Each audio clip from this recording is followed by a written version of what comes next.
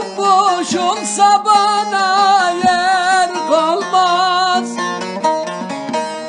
İnsana muhabbet duydum duyalı, duyalı, duyalı.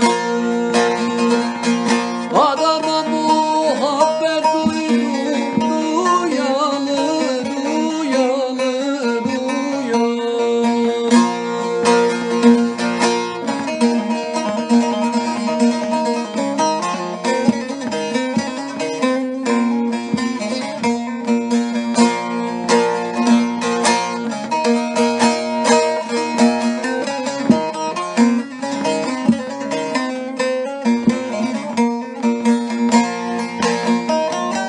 Bedenim hükümdar, benliğim esir. Ehl-i Beyti sevdim dediler kusur. Kimi korkak dedi, kimi ise cesur. Kurd ile kuyunu yaydım yayalı, yayalı, yayalı.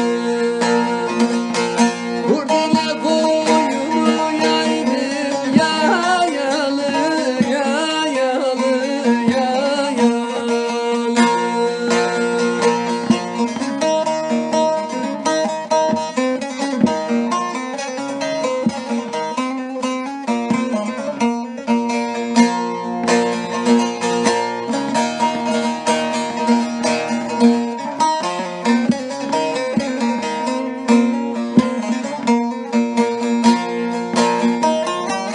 Kimi benden kağıt ücret arıyor,